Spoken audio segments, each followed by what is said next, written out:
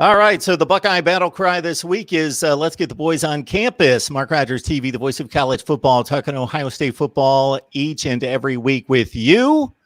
And we can only do it at the very best level when we bring on these guys. We've got Tony Gerdeman from the Buckeye Scoop, and we've got Steve Hillwagon from, of course, Bucknuts 247 Sports. And Steve is so gracious each and every week to post these videos on Bucknuts. So please join these two gentlemen on their respective sites. And before we get started, Tony, that's a new venture for you, Buckeye Scoop. What's that all about? I'm guessing it's about Ohio State athletics, maybe football somewhat featured. Yes, we put that in the title so that it's easy to understand. Yeah, Buckeye Scoop. Find it at buckeyescoop.com. Ohio State football, basketball, tons of recruiting with a number of talented recruiting analysts and reporters and writers. So. And a growing community as well on the message board. So it's pretty much whatever you need. If you're a Buckeye fan, we've got it for you. So definitely check it out. Steve, Ohio State fans have grown accustomed to the Buckeyes figuring prominently in the top 5 to 10 in the nation under Urban Meyer specifically, and even, of course, before that with Jim Tressel in the preseason rankings. But the elevation seems to go higher and higher, and they've basically hit the ceiling this week on 247 Sports and Lindy's. Yeah, here's the Lindy's magazine picked up at the local Kroger store. You can see Ohio State #1 with a bullet there in red. Clemson 2, Alabama 3. And I don't think you have to go below #3 to find who your national champion is going to be, unless Oklahoma has some kind of amazing breakthrough to get to a championship. Finally, they're in the playoff, it seems like, every year. 247 Sports also went with Ohio State #1, and they pulled 15 or 20 of their national people to be able to come up with that. So, yeah, it is an exciting time to be an Ohio State fan. If the season comes off the way that everybody hopes the 2020 season will go, that perhaps the Buckeyes will win a 4th straight Big Ten championship and get back to the playoff for the 2nd year in a row. And, obviously the semifinals this year are the Rose Bowl and the Sugar Bowl. And it's interesting, just about everybody has Ohio State projected to go to the Rose Bowl and I guess play Oklahoma or Alabama, whoever they have #4, and then or if it's 2 versus 3, Ohio State versus Alabama 2 versus 3. But it is interesting. The championship game would be in the I forget the name of the stadium, Hard Rock Stadium, I guess, down in Miami. I wanted to call it the Orange Bowl, but it's not the Orange Bowl Stadium, and it's not the Orange Bowl game, but it's where they play the Orange Bowl. It'll be in January, of course. But Ohio State, I think people are looking at Justin Fields and just the kind of year that he had last year with, was it just interceptions, I believe, all season long, and his playmaking ability. And, again, if they can find some difference makers to fill some key spots, defensive end and cornerback, on defense, they should be right back there in the mix. Tony, I don't think a lot of these writers, pardon the disrespect to a certain extent, have to give it a whole lot of thought in regards to the top 3 this season, as Steve alludes to, Ohio State, Clemson, Alabama. And then if you can extend it to Georgia, they're the 4 best rosters in the country. If you just look at sheer talent, and then Ohio State and Clemson have the distinction of the returning quarterback. Mm-hmm. Yeah, I think when you look at the top of when you're doing your rankings, you look who is returning the starting quarterback, who is returning Nick Saban, and then you kind of just make your rankings there. I'm looking at Athlon. You mentioned Georgia; they've got them at 7 down there, and it's Clemson, Alabama, Ohio State, Oklahoma, Penn State, and Florida ahead of Georgia. I know there's some people high on Florida, so that will be an interesting one to watch in the East there. But when you return what Ohio State returns, you're not, as Steve said, you're not going to have to go beyond the bottom 3. It'll be fun when like the AP rankings and all of that stuff comes out, because it's always fun to analyze, who puts Clemson the lowest, who puts Ohio State the lowest. And there's always guys that you expect to maybe give a little needle to Buckeye fans or whatever with their ballot. And you see, like, why would you have Ohio State 12th? And then that person gets attacked on Twitter, and then he gets to have his fun. and gets his name out there. So that's always a great part of the preseason rankings, which mean nothing but are fun to talk about. But with the magazines, you don't have to look far. You don't have to look hard. The NFL draft tells you. The mock drafts tell you also as well when you see that Ohio State Justin Fields could be the number 1 pick. Shaun Wade's a top 5 pick. All of these guys that are coming back and getting better. I mean, last year, Justin Fields, his first year as a starter. And you look what everybody does in their second year as a starter. Look what Joe Burrow did. Now, I'm not saying we're going to see like 6,000 yards and 60 touchdown passes from Justin Fields, but there's no reason you shouldn't see like 4,000 yards passing or 4,000 yards total offense and 50 touchdowns. The guy is, I think, after this season, will be the best quarterback in Ohio State history and perhaps best quarterback in Big Ten history. When you look at the Georgia-Florida dynamic, what I'm guessing there is it's easy to see that Georgia clearly has the better roster if you believe in recruiting rankings. They're at the top 5. They've actually been like 1, 2, and 2 or something like that the last 3 years, and Florida's more in that 8 to 10 range. But I think people tend to be like, I'm tired of picking the same teams. I want to get ahead of the curve. Let's look for somebody else that can jump in there. Not that the Gators aren't capable, but the Georgia certainly with the better roster if you believe in the rankings. Now, Steve, you told me a few minutes ago that you will put together a top 25 before the season, your own personal top 25, and then possibly will always have done an aggregate of all the major publications. So my question to both of you, if you're doing a top 25 or have done one in the past, is that simply just a ranking for you of the 25 best teams in the country? This is who I believe is the best team in the country, the second best, the third best, etc. Or do you look at the schedule and say, this might be the best team in the country, but that schedule's brutal, so I'm going to rank them 5th, or whatever, that you play the schedule into it to try to project record and thus the top 25? I'll just say in the preseason, I think I'm mostly looking at what I think are going to be the best 25 teams.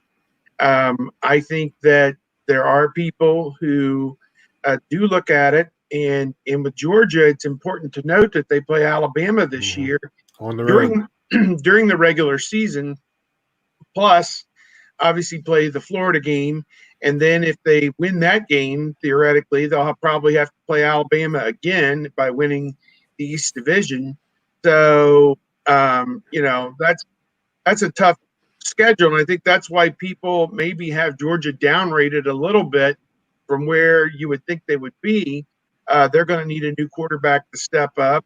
Oklahoma is going to need a new quarterback to step up. Alabama is going to need a new quarterback to step up, although Jones, if it's him, got some time at the end of the year. I'm not sure if he's going to hold on to that job or not. But I just look at it that I guess you put those factors in the back of your mind and wonder. I think with Clemson, the opposite is true. You know that they're not going to play anybody of note throughout the whole season. I guess, do they play Notre Dame, I guess, at one point this season, and then maybe North Carolina in the championship game?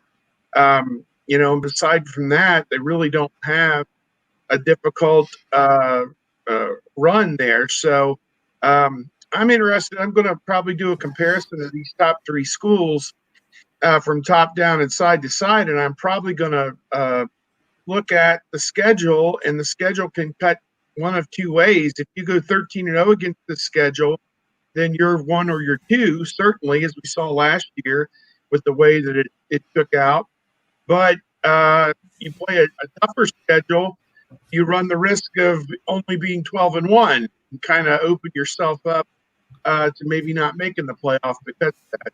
So if somebody doesn't like your loss, like you lose to, let's say, I wouldn't say Illinois for Ohio State, but that'd be on the lines of that Purdue loss a few years ago. So you can't have the bad loss, obviously, I think is the lesson. And the one-loss teams that have made it have typically survived that. Steve and Tony, there's always that guy that just thinks they're cooler than everybody else and they can just show up whenever they want, kind of fashionably late. That's our guy. Kevin Noon, Buckeye Grove. DirecTV was here. We had to get some boxes fixed. Now I can watch TV again. So, yeah. Sorry. We are glad to have you, Kevin. We're talking about the Buckeyes at number 1 in the 247 sports rankings. Also, Lindy's and the Alabama-Clemson, Ohio State dynamic of you basically, pick a team and maybe Clemson and Ohio State get the nod because of the returning quarterback and whatever you think of the preseason rankings here. Yeah, I think Ohio State and Clemson should be right up there. Alabama certainly has the name recognition. Whether or not you truly believe in Mac Jones or you don't believe in him, I think that's a matter of preference right now. But Ohio State certainly is returning guys in the right position. They certainly have a schedule that sets up very nicely for them with the right games at home. We'll have a nice little test in week 2 as long as that Oregon game takes place. But it's a weird year where we're not putting the defending national champion 1 or 2, but LSU just loses so much with the loss of Joe Burrow. They lose Joe Brady to the NFL. They lose a lot of key pieces there. I don't even like LSU to finish second, in the SEC. I think it's Alabama, Georgia. I think somebody else can compete with LSU at that spot. I'll be really interested to see who is the consensus, that 4th team, really, since so much of this now is us talking about the playoff. We can look at the preseason polls. We can look at the polls during the season, but the only poll that matters is who's in that top 4. And over at Buckeye Grove, we've had a pretty good debate about who that 4th team should be. So, Kevin, will you produce a top 25 before the season starts? Your own personal top 25? Why not? Sure. Okay. So my question to these two, because I don't take the schedule into consideration. So do you rank the teams 1 through 25 based on you just believe those are the 25 best teams in order, or do you then compare that to the schedule and say, wow, I got them at number 15, but that's an easy schedule. Let's move them up and base the schedule and the impact on who you believe are the best teams? For me, I hate when people take the schedule into account for their top 25s because they're trying to predict something and then they end up predicting their self-fulfilling prediction. So don't tell me that you think like West Virginia is the top is the number 4 team because you think they're going to go through the Big 12. You're giving them a boost in your rankings simply because you think the schedule is easy.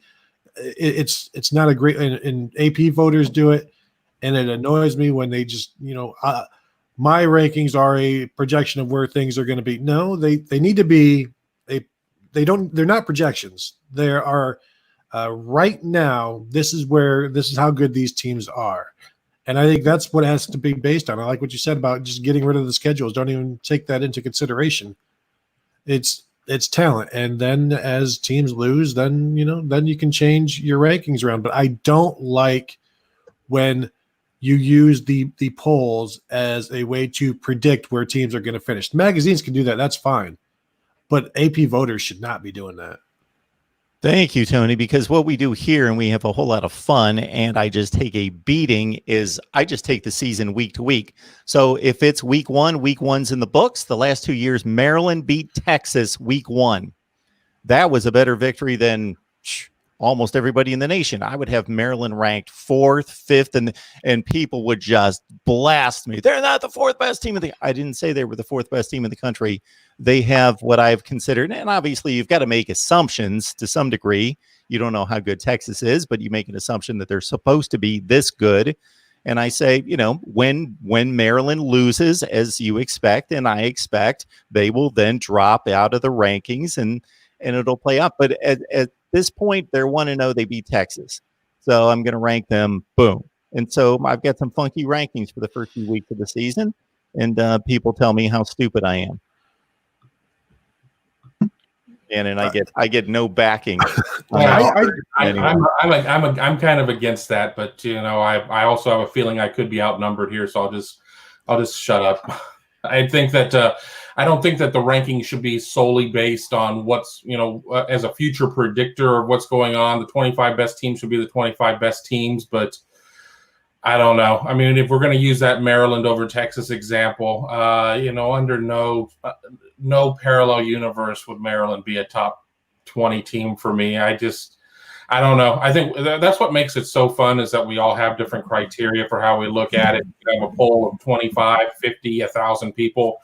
You could assign criteria, and then still everybody's going to interpret it differently. So, when the Buckeye Grove top 25 comes out, I'll be sure to lay out very specific criteria of what my mindset is. But, I do think that an element of it should be a predictor of success, of what they're going to have on their schedule. I don't think that's going to be something that drives it, but if you really go out there and you schedule a challenging schedule, I think that needs to be notated, within that ranking a little bit, if it's something that you're going to be able to navigate. I'd like to get to these commits that came in this week, unless, Tony, you've got, man, you look like you're just gearing to say something about the rankings. I think you take that stuff into account when you get to them, and there'll be time for it then. So, Noon and I can clash on this. We'll take it to DMs later on and probably angry emails. But no, I completely and 100% disagree with Kevin Noon on this and many other things. I apparently do as well. Kevin, can you at least understand that I'm going to rank the teams based on what they've done on the field thus far and not try to predict anything? There and hug you guys. I'm going to come in late and I'm going to disrupt some things. I mean, I've got, some chairs need to be broken. Some windows need to be smashed. You were the guy to do it. All right. Ohio State trying to yank two of the top players out of Michigan. Rocco Spindler, also Garrett Dellinger. Spindler's the second-rated offensive guard and third-rated player in Michigan. Top 50 player in the country, according to 247. Of course, the lists are out for various guys. They say, here's my top 3, here's my top 5.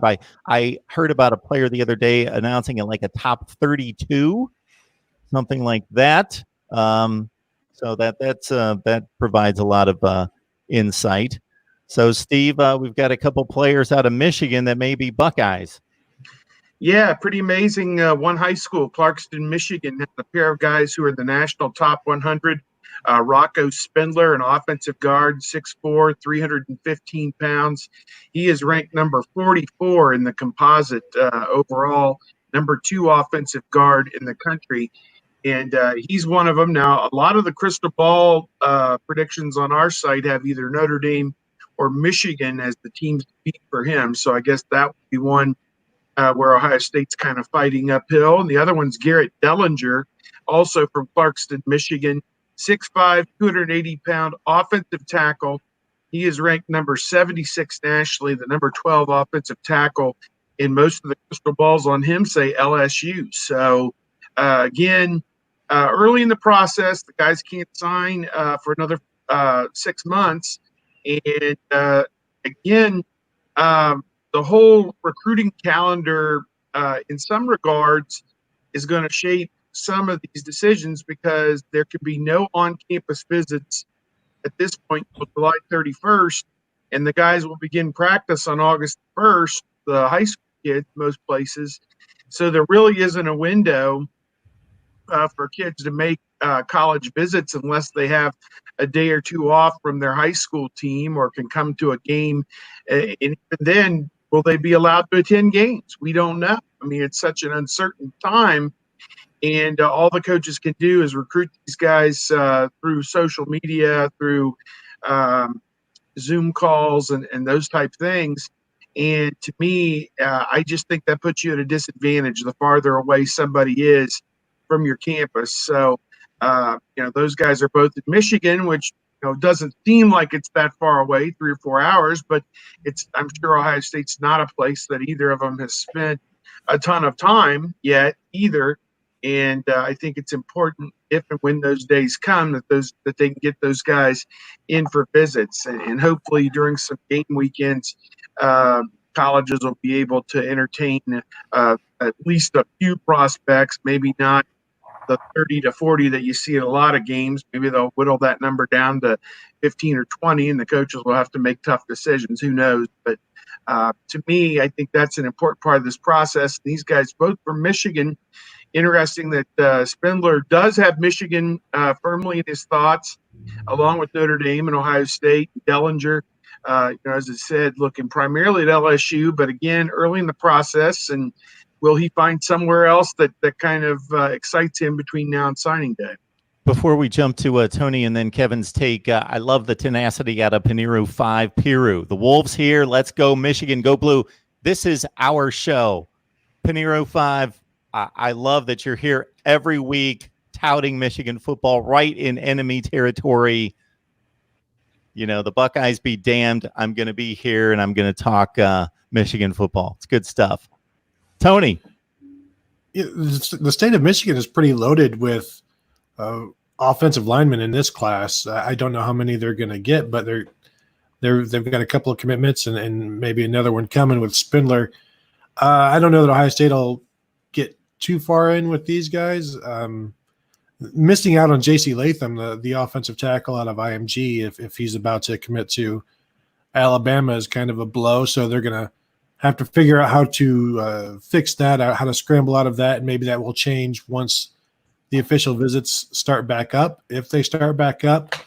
But I think a lot of people had him as being in this class, and now that he's probably going somewhere else, they've got to figure out what their plan B and plan C was, because I think a lot of maybe all of the eggs were in that basket. So they'll have to, and I don't know that either of these guys would fix that or be terribly possible. As Steve already said, the crystal balls are pointing in too many different directions, and none of them are aimed towards Columbus. But it's, when at least Michigan, the university is able to keep some of these kids in state from going elsewhere, and that's been a problem for Jim Harbaugh for a while. They're not keeping their best in state, and maybe even now with the running back Donovan Edwards, because other schools are landing their running backs, it almost seems like he's going to fall into their lap, and that's what Michigan needs.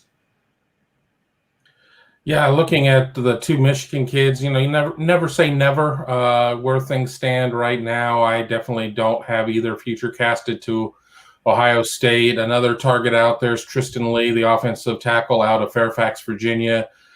He's 100% future casted to Clemson in our network, but Ohio State's certainly going to take some swings there. So, you just don't know. But, getting back to the J.C. Latham situation, Ohio State certainly benefited in a lot of instances from things being shut down and players just being able to kind of focus on the conversations they're having with the coaches and the Zoom calls and whatnot, and was able to close on some kids earlier. I think that if campuses weren't closed and J.C. Latham were able to make the scheduled visits, that he probably would be a member of the Ohio State recruiting class. Now, would he have ended up signing? You never know at that point. But I think that's one that kind of cost them at that point.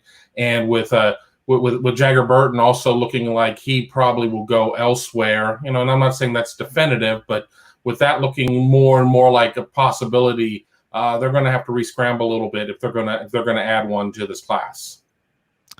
Steve has asked everyone to comment, leave your debate topics, your questions, and so forth. One of the first that came from our friend Ballard Sports Media about the virus impacting the season, specifically Ohio State. Of course, the athletes stepped on campus for the first time this past Monday. Steve, your thoughts about how much is being talked about regarding the virus and what would be put in play if somebody did test positive, and what is still the plan or the thought there? Yeah, Ohio State brought the guys in, and according to all the precautions and everything that were prescribed, everybody underwent a coronavirus test before participating in workouts, and presumably everybody was cleared. We have gotten no indication from Ohio State, as we've heard from Alabama, that as many as 5 guys had tested positive. Ohio State, I'm missing it, has not released any information to the point where they've said they're not going to release any information. It's private text that I've been involved in. But if somebody were to test positive and they're checking symptoms every day and asking the players to exercise best practices, wearing masks to and from and in public, and just trying to not put themselves in position where they can end up with a positive test. To me, that's all you can really ask anybody to do at this point. And again, these are just, as they're calling them, voluntary workouts right now. Although, parenthesis behind it, if you want to play this year, you should probably come to the voluntary workout, is how it's always worked out. But we have no idea if somebody had some misgivings and didn't show up. I mean, we could go through the list of guys that we saw that we could recognize went through there on their way into the building.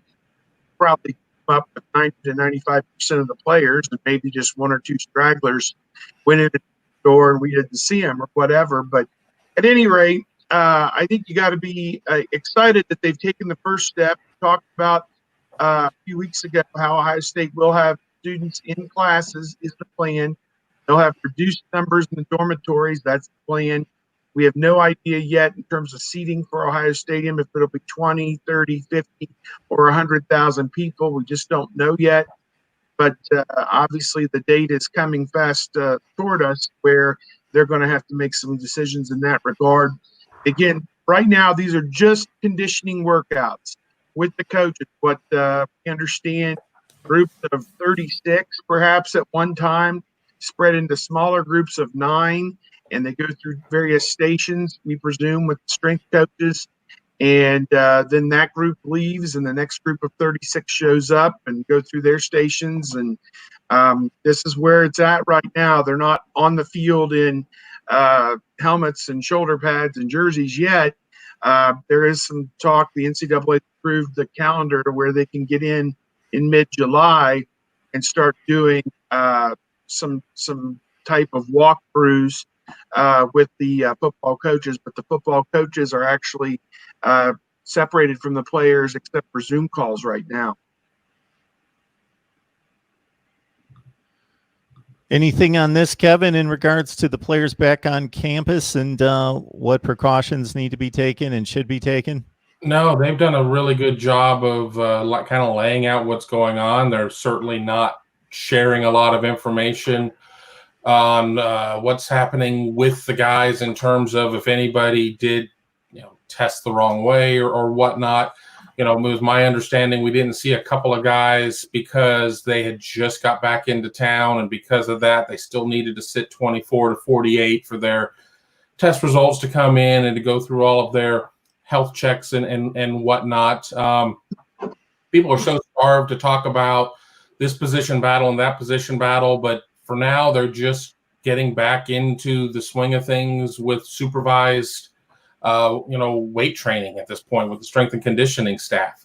We've talked about in the past that, some guys had access to the full home gym and other guys were carrying around sacks full of rocks and buckets with dirt in it. I mean, not everybody had necessarily the same workout regimen, and they're going to have to get these guys back into shape and back in, know kind of what it is they're dealing with when we do reach this potential, I think July 13th or something around that time date for teams that play in week 1. June 17th is going to be an important day when the Division I Council meets again and allegedly will vote on some of these things that came out. I first read about it from Yahoo's Pete Thamel about the plan that is in place of when you'd be able to start doing more in terms of the 20-hour work week, and then when camp would start itself, and still kind of targeting that early August type of situation. So it certainly all sounds well. Really at this point, hoping that Ohio State makes Ryan Day available here soon, and that maybe we can, while we may not get a lot of stuff on individuals, we can get an idea of how this first week back has gone for the Buckeyes. It's a pretty odd situation to watch.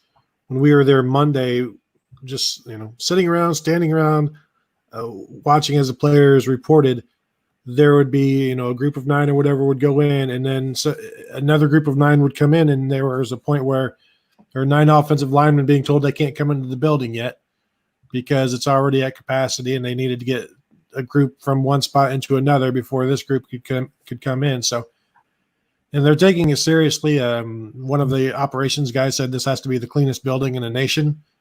You know, we'd see them every 30 minutes, every 60 minutes, wiping down the doors and the door handles, and the doors are even open. You know, so they're propped open and they're still wiping everything down. And all the players walk in with masks. And if they didn't have masks, they were, you know, there's maybe only a couple instances of players who didn't have masks. And the OSU staffers had masks. And so they are taking it seriously.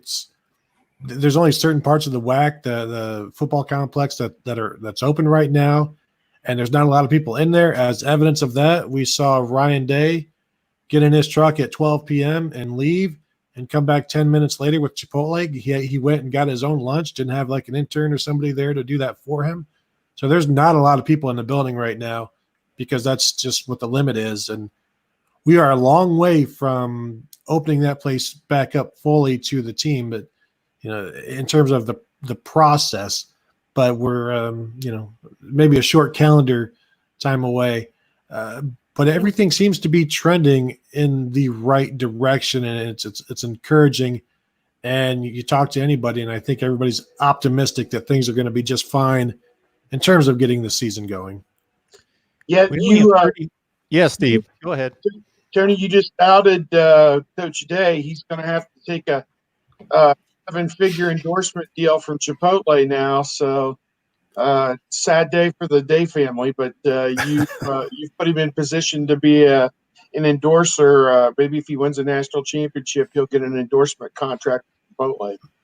Well, he's going to get those endorsements in. According to NBA Fan, he's going to be out of a job and probably coaching in the MAC by 2023 after he goes 9-3. So we've got that comment coming in. Guys, despite only having 36 on the line, Ohio State fans must be enjoying the nice weather today. With only 36 on the line, we usually have about triple that. But, man, it's a lively bunch because we've got questions all over the place. We'll get to as many as possible, everyone, but this is one of the reasons why you watch the replay. So for whatever you missed, go back and watch the replay. And also another reason why you subscribe, so you get the bell from the notifications and know when we're going on live here. So several people have asked about the secondary. Shaun Wade, he's a given, although people are asking about Shaun Wade. I don't think there's a whole lot to tell. He's one of the best players in the nation at his position. But Josh Proctor also popped up a few times in regards to his play and why he's not on the field more, Tony. Well, I think he will be this year, assuming he wins the job at free safety. And he was the backup to Jordan Fuller, and he would play last year when they would go to high safeties. And there's so much potential around Josh Proctor. Damon Arnett last August said he reminds him of Malik Hooker. He was leading the team in interceptions in fall camp, and he's a playmaker. But he had some issues late in the season of being that last line of defense that Jordan Fuller excelled at in terms of tackling. And you know, you don't always need to make the big play. You just need to make the safe play. Malik Hooker was able to do both. Josh Proctor, if he can't make the safe play, that one high safety look is not fit for a guy who's going to miss tackles. And so he needs to be really serious about being that guy first. And then secondly, go ahead and make plays in the passing game, because if you're not stopping the run from that one high safety look or stopping that last line, then they can't play it or he can't play.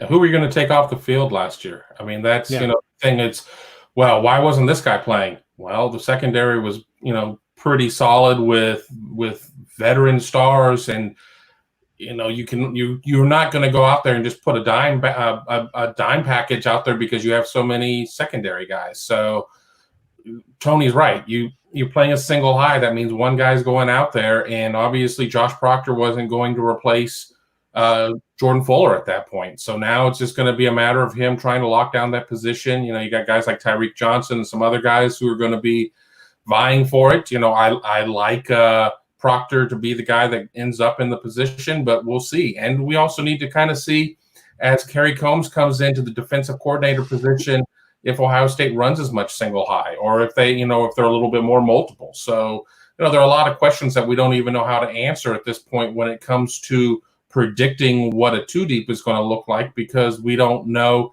if structurally that's going to be 3 corners and a safety, or if that's going to be 2 corners and 2 safeties, or if it's going to be in such a state of flux that, we may as well just name 5 defensive back positions and just know that we're going to see them in various iterations. Yeah, I'm excited about what can happen. There's been very little drop off year to year in the secondary for Ohio State. Now, when you lose 3 starters, this is when that depth is really challenged, and you need Sevyn Banks and Proctor and Cameron Brown and the rest of these guys, Hooker, to really step up. And Tyreek Johnson, he's a former national top 25 prospect who has done very little at Ohio State so far. He's been injured for most of his time. I think he is now a 3rd-year sophomore, so the first 2 years were a complete wash for him, and now he's trying to win a spot. So, and you got some exciting newcomers coming in as well, some guys who are highly ranked, and it'll be interesting to see how they kind of mix in as they go along. But to me, you lose Duran Grant and you lose some of those guys, and then you have a Von Bell step up, or a Marshawn Lattimore, Garyon Conley. So, we didn't know a whole lot about some of those guys before they stepped up and had their 1 or 2 great seasons in the secondary, and now they're all in the NFL. So I guess if we look back in 2 or 3 years and Sevyn Banks and Cameron Brown are taken in the first 2 rounds of the NFL draft, then this next couple of years is going to be pretty good, is how I would look at it. Yeah, I think Banks and Brown will be fine because they're Ohio State cornerbacks and they've played. For me, like, so much of the season comes down to the free safety in that slot corner. Like, who is that? Who replaces Shaun Wade in that position, and who replaces Jordan Fuller? Because we saw what happened last year when Shaun Wade wasn't on the field. It was a completely different defense, and it wasn't nearly as good. Yeah, the end of the Clemson game, I don't think it goes the way that it did had he been on the field, because they had to play left-handed after he went out. They went back to more of a 2-safety look. Proctor in the game, they struggled when they put the other corners in the game. It was kind of a mix and match situation, trying to match up what the pressure was, obviously, as well. But obviously that's when Lawrence made most of his big play. They had nothing when Wade got kicked out of the game. Clemson really had done nothing offensively, and that changed the complexion of the game, certainly. So this is, of course, an Ohio State show that we talk Buckeyes each and every week. Our guy, Navy Thomas, though, is adamant, just over and over, asking specifically Steve to comment on the Iowa situation, the strength and conditioning coach, racial allegations there in regards to prejudice, unfair treatment, going back 10 or 12 years, something in that range. I've kept up with it to a certain extent, haven't seen a whole lot of specifics, more of a culture type allegation. He's been taken out of the program, suspended amid the investigation and so forth. I don't know if you guys have anything on this in particular.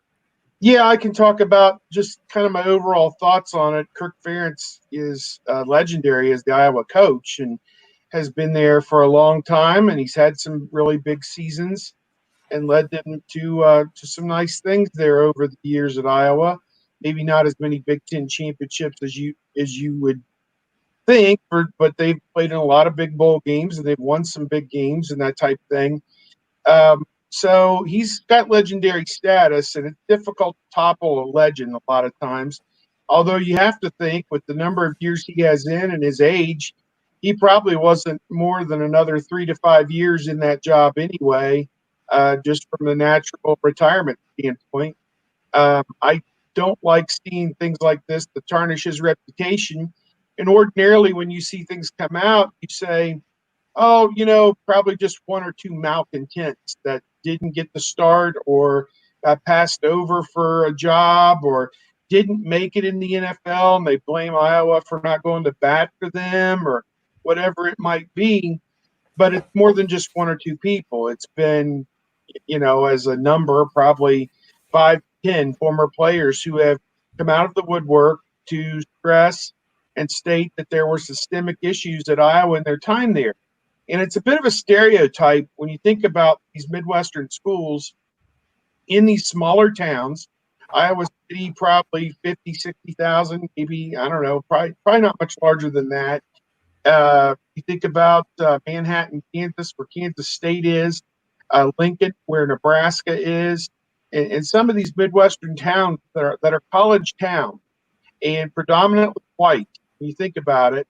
And it has been kind of a stereotype. How does Bill Snyder get the high-end African-American athlete to come from Florida or California or Texas to come and play in Manhattan, Kansas at Kansas State? Well, part of it is that they have welcomed these kids from all across the country with open arms, and now we're hearing there's some bit of a fallacy to that at Iowa, at least. That when they got there, the treatment was not necessarily what it should have been.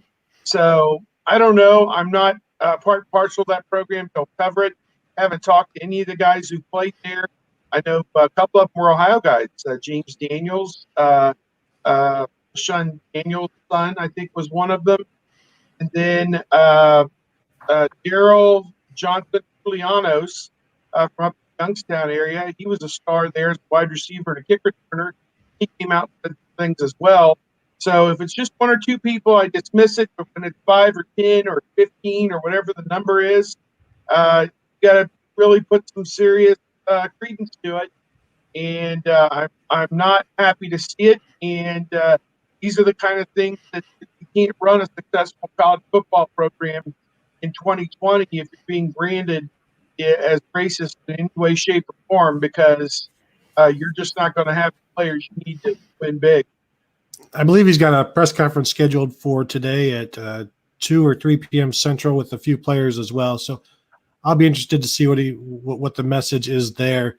I did find it interesting that players weren't allowed to tweet until like this week, and then they were permitted one pre-approved tweet, and then that rule got scrapped to just go ahead and, okay, you can go ahead and tweet. So, it's there's some interesting things going on there, but I'll be interested to see what Ferentz has to say today about everything, what the players have to say about it, because that's the most important thing. That Twitter thing, from what I understand, is pretty much in the moment. I would love to know how that pre-approved to tweet process would work. 105 players on the team. We're going to cycle through the tweets. Who do you send it to? It should be released by Friday. We'll get back to you. Yeah, the Twitter thing to me is some type of a control mechanism that they tried to exert over their athletes, and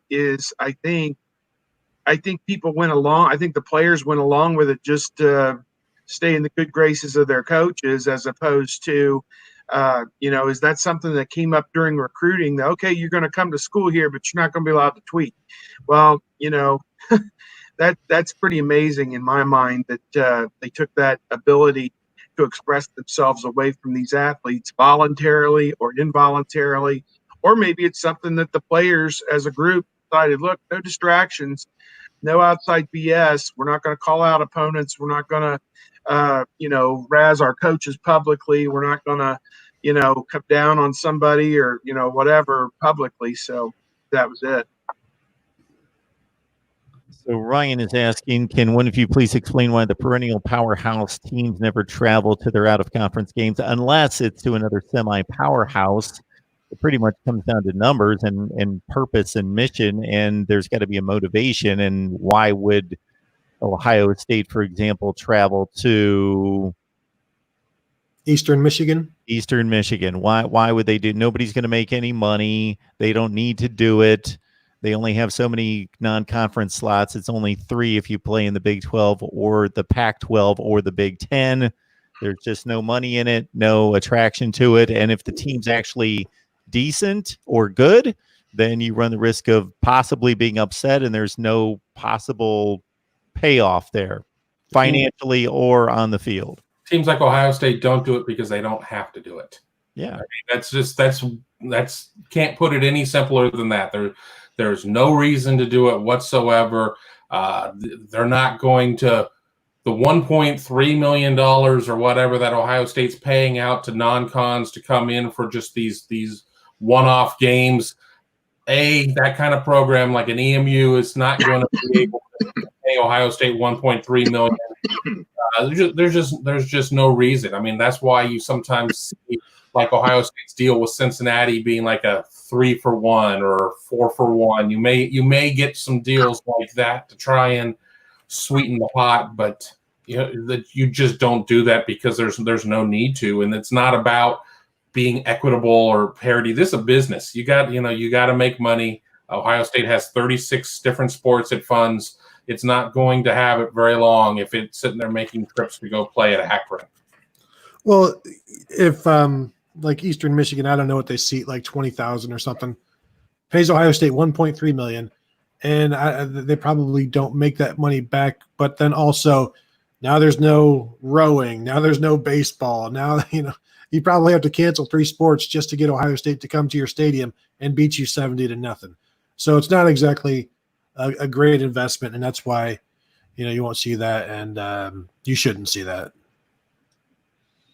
Yeah, it's all economics, and I guess I would like to explore more of that economic side of college football. And we know Ohio State's got a $200 million budget or whatever it is now, and again, it's going to be impacted heavily if they can't have 100,000 people at their home games this year. It's going to be impacted tremendously. But again, I just look at it and I say, this is kind of the way that makes sense for the major college schools and even for the mid-major schools.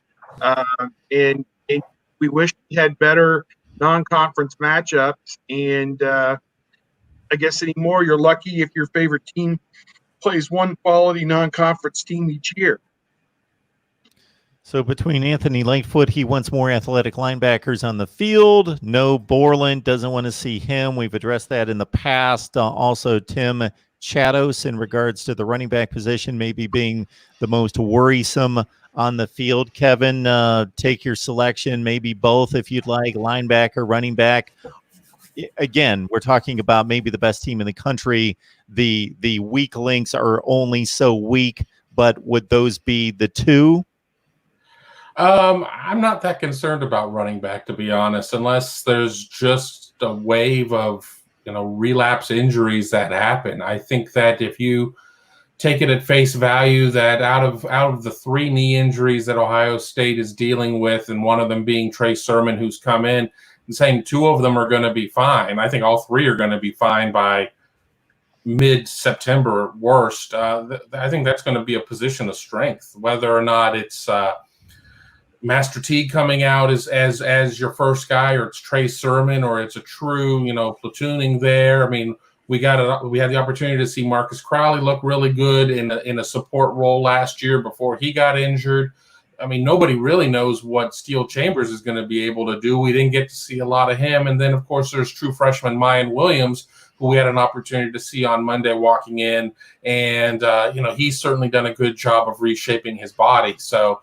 I'll end my little thing on running back by saying that's not a position that I'm concerned about. I think the biggest concern is Ohio State seems to do better when it settles on a guy, and I think it may be difficult for them to settle on a guy at that position, because we've seen plenty of backs, J.K. Dobbins being one of them, who's a lot stronger on carries 14 through 19 than he is on 4 through 9. So you need to be sure to give these guys, ample opportunity. Yeah, I'm not concerned about the running back situation, other than the fact that you've got so many guys who have been injured in the past. And now individually, I think they have 6 guys who could rush for 1,000 yards with 175 carries, and that includes DeMario McCall, who floats back and forth between AH and running back. But I think there's enough guys there that of the 6, there's 3 that will be productive. And I'm still not convinced that Marcus Crowley isn't the best of them all. And we're only just starting to see the beginnings of him. But to go back, I'll always have to chime in on the Tough Borland stuff, because it was Baron Browning that was getting outdistanced by Trevor Lawrence last year in that game. So let's not forget that. There's something to be said for being at the right place at the right time. Tough Borland does that quite a bit. Is he the fastest guy? No. Baron Browning's supposed to be pretty fast. Ran into 4.4s, 4.5s in high school. but I saw Trevor Lawrence pulling away from him. So, yeah, two different linebacker coaches now have put Tuff Borland in that lineup based on practice, based on production, based on leadership, based on knowing where he should be, based on, he's a captain as well. So the bashing of Tuff Borland, no, he's not the best player ever. Nobody on this team is, except for maybe Justin Fields. Agree with everything the guys just said, and the only thing that troubles you about running back in my mind is you don't have J.K. Dobbins, who was a proven 2-year starter, 2,000-yard rusher last year. You don't have that one go-to guy, and that can be distressing, I think, at times for a coaching staff to not know, okay, who is our baseline guy? And they don't really have that right now with Teague being questionable and Sermon. Even when he was healthy last year, he didn't have the kind of spark that maybe he had shown earlier in his career at Oklahoma. So the jury is out on Chambers and Crowley. Will Crowley be healthy? Mayan Williams, big-time high school guy down in Cincinnati. Will that translate to the college level? And then you have DeMario McCall, who they turned to in an emergency, it seemed, a couple of years ago. I think it was Maryland. He got to play quite a bit when Weber sat out and has never really been a ball carrier. So he's kind of a X factor and would seem to be way down the list. But, until you know what you have, what do you really have? So I guess we'll have to wait and see how that shakes out in preseason camp. I'd be interested to see, imagine JT Barrett is the quarterback of this offense and Urban Meyer is still the head coach. How many carries a game would JT Barrett be getting with all of these running backs when there is no J.K. Dobbins? You have no one guy that you can rely on except for JT Barrett. And now you're probably talking about 200 carries for him. Yeah. A game. It's crazy. I know the question that generally leads to some kind of projection or trying to get in the hearts and minds of a particular person is difficult, but I think it's fairly valid. Somebody brings up Ryan Day's success at Ohio State, possibly parlaying into an NFL job, and if that's a concern that he's not entrenched in regards to his background, his upbringing in Ohio, like an Urban Meyer in particular, that, if he's highly successful, which would be a good problem to have, a couple national titles in 5 years, bam, he bolts to the NFL. I mean, I don't know if I see him being somebody who's got one eye on the NFL. I mean, we've been around him for several years between the assistant role and now 1 year as the head coach. So, I don't know any of us could say, oh, we truly know what it is that he thinks. But I think that his strength in a lot of ways really is in the way that he relates with these athletes and whatnot. And it's very different in dealing with the 18 to 22-year-old set than dealing with 27, 28, 29-year-old millionaires multiple times over. And I'm not saying that to denigrate anybody's success, but it's a very different situation in coaching high school or college and professional ball. A lot of people want to point out the fact you don't have to recruit in NFL ball. I mean, coaches have a little bit more of their life back because of that. But I think that things that people might sit there and say are some of the downsides of college ball, I think those are things that Ryan Day actually enjoys. So am I here to decry that he's going to be in Columbus for 15 more years regardless? No. I mean, we never know a situation. We could have rewound this 6 years ago and been talking about Urban Meyer. Things happen. Things happen, things change. But I don't necessarily see the NFL being just this cataclysmic type of threat in terms of Ryan Day's tenure at Ohio State. Ohio State hasn't lost a coach to the NFL, a head coach to the NFL since Paul Brown in like 1942. So, and that was with an ownership track and the World War II involved in that as well. So there's no reason to go to the NFL if you are a top of the line college coach at one of the top of the line schools. You'll make the same money. As Nick Saban has said, you get 25 first round draft picks every year. And Ryan Day has done both. He clearly enjoys this and is good at it. And as Kevin said, the relation to the players and wanting to do more for them and to be able to be that mentor and to be involved with them. That's what him and his wife are invested heavily in that with youth. So I think it's different for some coaches don't like the recruiting. If you're in college, you have to love it. And he does it very well. And he doesn't seem to be anti-recruiting. He doesn't seem to be tired of it. And he knows what both jobs are like. And I don't see him leaving for the NFL unless at some point you're ready for something new. But I don't see the NFL as his goal because he was there and left. The NFL owns this country to a certain extent from a sports standpoint. The popularity is just ridiculously enormous. Of course, college football is right there in second or third place. But at the same time, it just seems like there's a certain cachet or prestige to being the head coach at Ohio State, Alabama, Texas, USC. You know, you think about the names that have gone through those universities over the past, and I'm leaving some out over the last number of decades, versus unless you are an all-time great in the NFL, man, it just seems like these NFL teams just cycle through names, and it's just what's the level of prestige? And I want to state this the right way. To gain an NFL head coaching job obviously takes great work, and you have to be at the top of your game and so forth. I'm not Hugh Jackson counting that. They'll make more money in a year than I do for who knows. Let's count the lifetimes.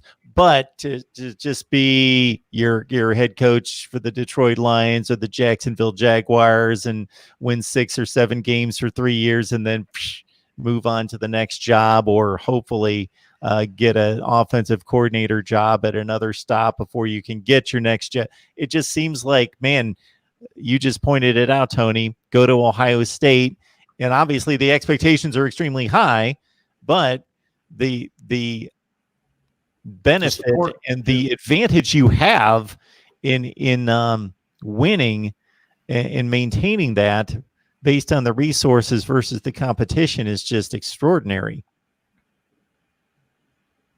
Yeah, I think, as you mentioned, you can attain legendary status as a college coach and be that kind of beloved figure in the community. Goodness, had to sneeze there a second. But still, in the NFL, the Super Bowl gives you that platform. The NFL gives you that worldwide platform that maybe you don't have as a college coach, which is a little bit more provincial, I guess. So I don't know. It's whatever the guys want at that particular stage of their life. Maybe with younger kids, college is the best job. With adult kids, maybe the NFL is the best job. I don't know, because of some of the things that you don't have to be as involved perhaps in the home front as you are when you have younger kids. So I don't know. I'm open to whatever, but I just see Day being at Ohio State for the longer haul, and I don't get the sense he's in a hurry to head off to the NFL. All right, folks, we hope you appreciate what we bring here each and every week. Thanks to these three. We got Steve Hellwagon from Bucknuts 247 Sports, Kevin Noon, Buckeye Grove on Rivals. Please check out their sites, as well as Buckeye Scoop and Tony Gerdeman and his new venture there. So again, check out their work there. They can go more in depth on all these topics and many, many more throughout the week. So check out their fine work at those respective sites. And again, please like, comment, share the videos on social media, subscribe here at Mark Rogers TV, the voice of college football, whether you just love the Buckeyes or the entirety of college football, because we post each and every day. And that way, you know what we are up to each and every day as well. Kevin, Steve, Tony, thank you so much. We appreciate it. And again, I hope everyone out there understands what these guys have going on and the value that they bring, and appreciate what they do here each and every week. You guys have a great weekend. Thanks. You too. You too.